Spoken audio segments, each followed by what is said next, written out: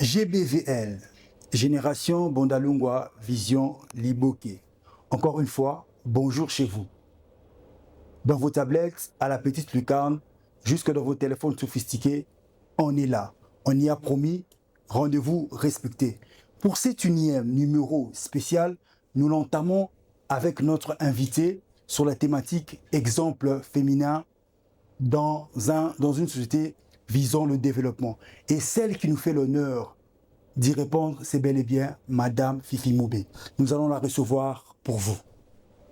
Bonjour Madame Fifi Moubé. Bonjour Monsieur Eric. Nous sommes très heureux que vous puissiez nous inviter dans ce beau cadre chez vous pour connaître plus sur la thématique du jour qui est leader féminin, l'exemple leader féminin. C'est un éclairage, nous voulons savoir de vous.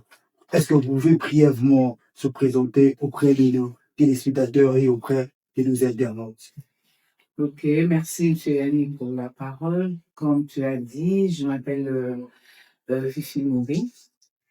Je suis une femme travailleuse et j'ai quand même bien plus d'années dans ma carrière professionnelle. Je commençais à travailler en 1988, alors que je suis encore trop jeune. J'étais à la Régie des eaux où je fais le recouvrement et j'ai été aussi comptable. 10 ans après, je me suis dit que je devais changer parce qu'un leader, c'est quelqu'un qui a une vision. Moi, en ce temps-là, encore beaucoup plus jeune, je crois, je devais avoir à peine dans le 30, 31 ans, je me voyais en leader.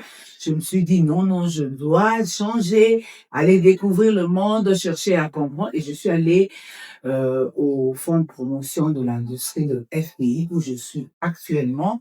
Ça fait 27 ans d'années et c'est de là où je passais la majeure partie de ma carrière professionnelle. J'ai échelonné toutes les étapes. Je suis arrivée comme chef de service, fonds de pouvoir, directeur. Aujourd'hui, je m'occupe de la direction de la gestion du portefeuille au fonds de promotion de l'industrie.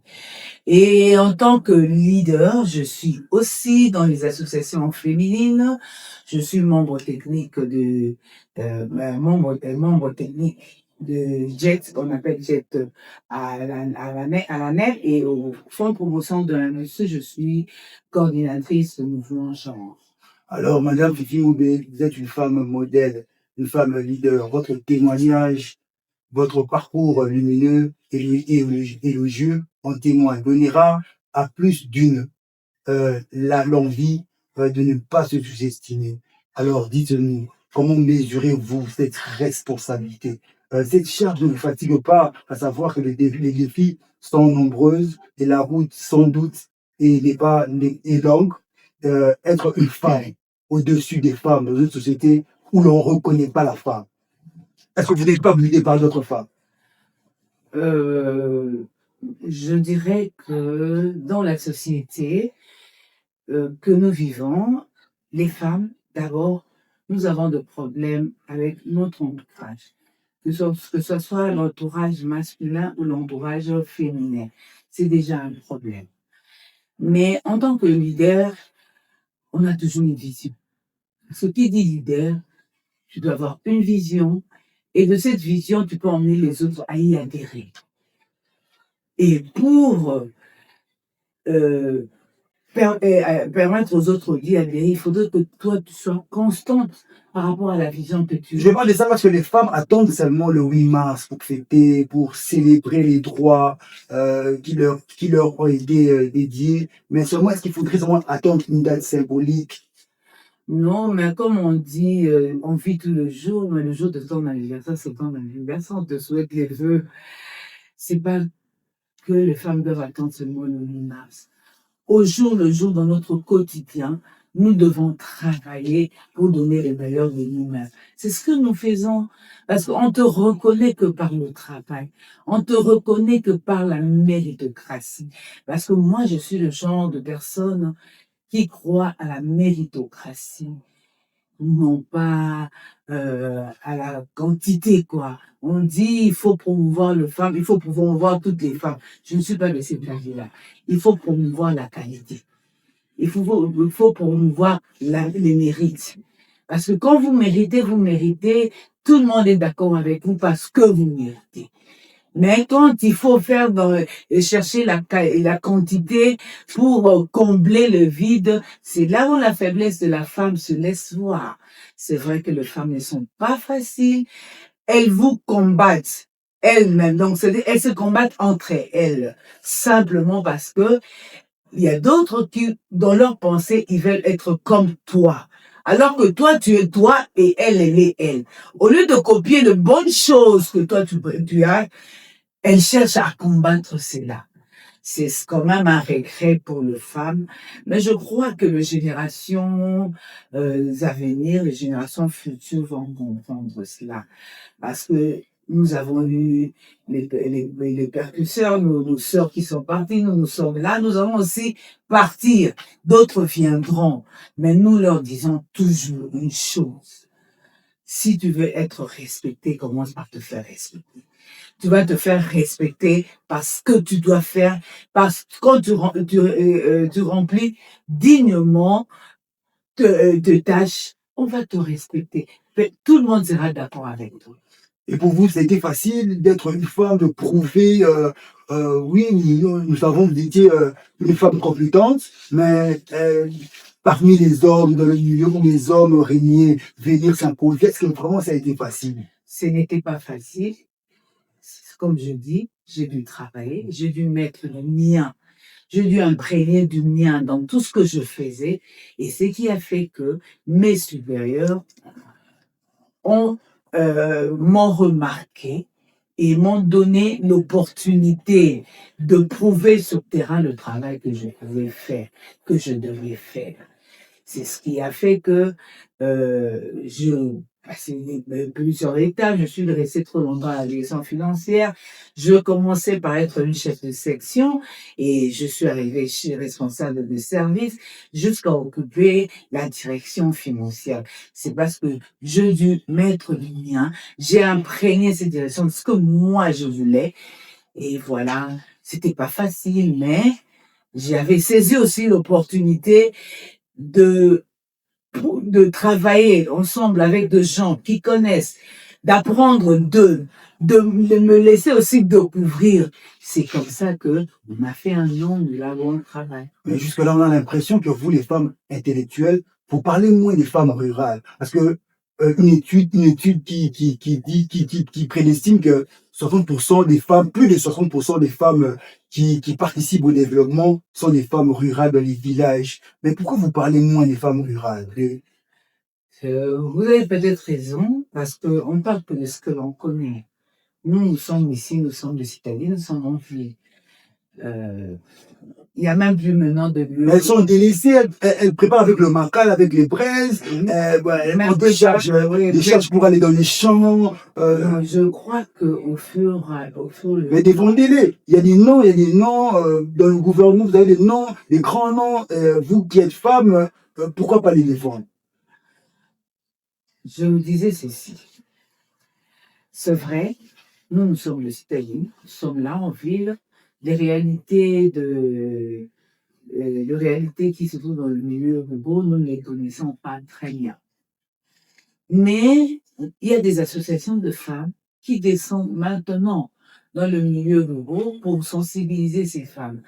Parce que le problème, étant femme ou homme, la personne doit d'abord savoir quels sont mes droits et quels sont mes devoirs. Okay? Si vous avez le droit, sachez aussi que vous avez les devoirs. Les femmes rurales préparées avec du charbon, le charbon, ce n'est pas mauvais du tout, ça ne donne pas beaucoup de maladies, c'est vrai, mais de l'autre côté, il y a le déboisement. Elles vont au champ à pied. Mais pour aller au champ à pied, elle ne peut qu'aller à pied parce qu'il n'y a pas de route, il n'y a pas de véhicules mis à leur disposition pour qu'ils peuvent aller au champ. Le problème, c'est un problème singulier, mais dans la globalité. C'est le pays d'abord qui doivent s'en charger. C'est vrai qu'il y a des femmes dans le gouvernement. Je crois que nous avons même le ministère qui s'occupe de problèmes de développement dans le milieu rural. Nous avons le ministère qui s'occupe des problèmes des femmes, tout ça. Ces ministères doivent prendre ce problème à bras le corps, organiser des symposiums, organiser des conférences d'abord pour dénicher quel est le problème. Et quand on a le problème, on a les objectifs, on va fixer, on va fixer les termes qui doivent être traités en essayant d'avancer après le terme qui doivent être traités, on va essayer maintenant de trouver des solutions palier par palier, parce que c'est déjà resté trop loin, mais ce n'est pas impossible qu'on remonte par rapport à cela. Mais dire qu'on néglige ces femmes, non, on ne néglige pas, c'est peut-être qu'il y a un manque de communication. Est-ce que vous pensez que la femme congolaise, la femme africaine a des perspectives louables pour demain? Sinon, on serait resté tous à la maison. On ne fait rien, on ne peut pas pour les maris, on Non, ne peut mais pas pour on les se dit que enfants, c'est tard, on se dit on ne que peut c'est pas tard. pour les enfants. Les femmes ont marché en 1946, les droits des femmes, c'était à New York, mais ici, ça traîne un peu, ça traîne pour que les femmes revendiquent leurs droits réellement. Ça traîne. Je ne pense pas. Je crois que M. Nick, si vous souvenez l'histoire, ces femmes-là, c'était des pionnières plutôt. Elles ont réclamé. Et dans le monde, que ce soit le monde du travail, parce que ça, on rentre maintenant dans le monde du travail. Mais que ce soit partout, parce que aussi, parce que les femmes sont violées à l'Est, mais moins que les femmes qui marchent pour dénoncer cela. Je dis ceci. Quand on parle de droits de la femme, le femme revendique, on est plus dans le cadre de travail bien structuré. OK? Maintenant, à l'Est, moi je suis allée à l'Est plusieurs fois. Les femmes, quand il y avait pas guerre, je pense même maintenant, elles sont organisées dans des coopératives pour former les autres. Mais quand vous parlez maintenant, les femmes sont violées, les femmes sont faites ceci, ça ce sont les effets de la guerre, les conséquences directes de la guerre. Ça revient au gouvernement. Ça ne revient pas aux femmes parce que non, on le fait. Il y a deux fois, on organise déjà à Kinshasa ici, on fait des marches pour dénoncer le viol de nos sœurs à l'Est, mais c'est au gouvernement d'avoir une politique pour que ces femmes-là ne puissent pas être violées. Alors, pour chaque Internet, téléspectateurs qui nous suivent, nous rappelons que l'émission a été en différé. Nous le faisons, nous le passons après la journée du 31 juillet, qui est la journée internationale de la femme africaine. On en parle moins, on en parle peu. On attend que les autres seulement fêtent pour fêter après les autres. C'est dommage. C'est pour cela qu'on a invité pour vous une experte, disons. Quelqu'un qui connaît vraiment les rouages de la féminité, si on peut le dire ainsi. Alors, nous sommes avec Madame Fifi Moubé. Nous allons continuer cette interview en demandant à Madame Fifi Moubé, pourquoi les femmes en RDC n'y participent pas? Qu'est-ce qui manque? Est-ce qu'ils sont privés de leurs droits? Est-ce qu'ils sont délaissés, ils sont mis à part par les hommes, par le masculin? Est-ce que vous pensez que le masculin gêne les femmes? Ils participent par quel poids? Parce que votre question... Parce que déjà, on félicite le président de la République qui prône la parité de la femme, mais est-ce que vous pensez que les femmes ne doivent pas appuyer cette initiative? On ne souhaite pas les femmes appuyer l'initiative. Je ne sais pas, monsieur Nick, vous voulez que les femmes les appuient comment? Parce que nous sommes dans des associations. Nous parlons, et chaque fois qui est annoncé qu'il y aura, par exemple, les élections, ou si on annonce même que on va changer le gouvernement, les voix de femmes s'élèvent toujours pour demander à ce que, qu'on regarde qu'il y a des femmes compétentes, il faudrait que les femmes se retrouvent dans ces sphères-là. On ne peut que parler. Mais maintenant, la volonté revient à celui qui a la décision. Voilà pourquoi je demandais ce que le masculin gère. Bon, depuis toujours, le masculin a toujours gêné, hein. Mais je dis ceci. Donc la parité n'est pas respectée. Je dis ceci, Okay. je vous ai dit, moi je ne suis pas pour la parité. Pourquoi je dis ça? Il ne faut pas qu'il y ait seulement 50 hommes et 50 femmes. Si ces 50 femmes-là ne sont pas compétentes, on va le mettre pourquoi? Parce qu'il doit y avoir la parité. Non. Il faut qu'il y ait la méritocratie. Hein? Cette égalité qu'on prône, l'égalité de l'homme et de la femme. On le prône parce que il faudrait qu'à côté des hommes, qu'il y ait de femmes compétentes. Je vais peut-être choquer les gens quand je dis je ne suis pas pour la parité. Non, la parité qualitative. C'est ce que je voulais dire. Pas la parité quantitative. D'abord, la parité, ça veut dire qu'il y ait équilibre entre hommes et femmes. Moi, dans le secteur où j'évolue dans mon travail, je dirige les hommes. J'ai des collègues hommes. Si je suis là, c'est parce que j'ai mérité. Donc, peut-être, quand je regarde, à notre niveau, on a peut-être 15 directions, on a 3 femmes qui dirigent une direction. Parce que, il s'est avéré que ce sont ces femmes-là qui avaient les, comment je peux dire, qui avaient les positions qu'il fallait pour qu'elles arrivent là. Mais, derrière nous, il y a des femmes qui sont nos adjoints, il y a des femmes adjointes au directeur, il y a des femmes responsables de service. Quand vous travaillez bien, on reconnaît votre valeur. À moins que parfois, c'est vrai, il y a parfois où il y a des gens à qui on ne reconnaît pas leur valeur. Parce que travailler, qu'on reconnaisse ta valeur, n'implique pas seulement l'intelligence, ton comportement, ta façon de communiquer, ta façon de vivre. Ça, c'est même aussi demander aux hommes. Mais souvent, nous, les femmes, quand on parle beaucoup, et on se dit non. On ne peut pas mettre une femme, elle parle.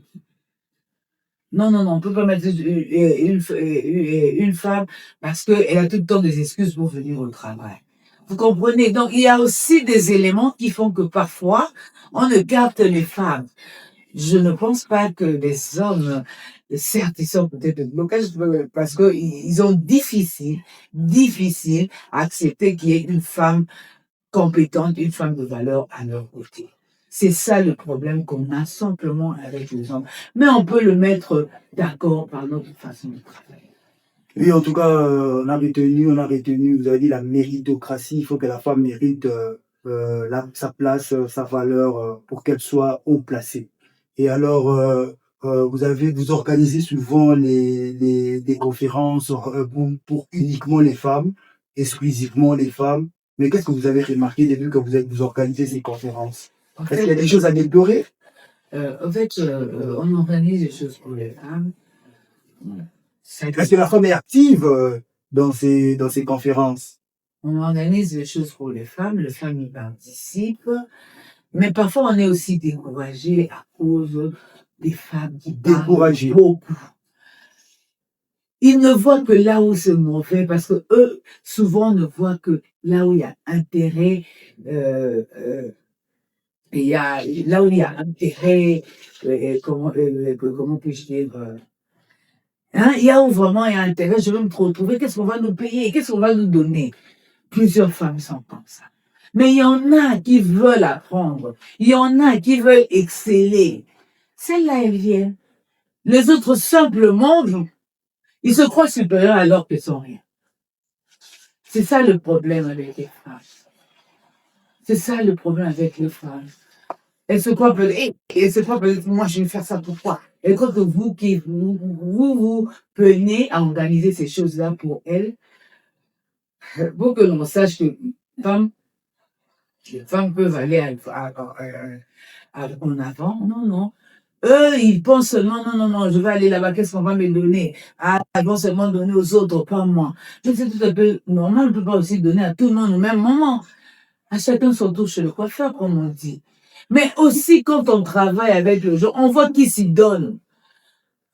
Si je dois choisir quelqu'un pour aller me représenter à une conférence, la personne doit répondre à certains critères. Est-ce qu'elle participe aux activités des femmes? Est-ce qu'elle comprend même le genre? Ça aussi, c'est très important. Vous comprenez, mais bon, on est une mère, on a le cœur de mère, souvent, on laisse un peu passer, mais parfois, ça dégoûte. Alors, nous disons merci aux téléspectateurs, aux internautes qui ont suivi pour la première partie. C'est juste la première partie. Nous serons encore avec Madame Fifi Moubé qui va nous répondre plus sur les inquiétudes. Nous attendons vos messages. Nous attendons vos messages, vos commentaires pour cette vidéo. Et merci à vous de nous avoir suivis. Merci à tous les téléspectateurs. Merci à tous les internautes. Ciao, à la prochaine.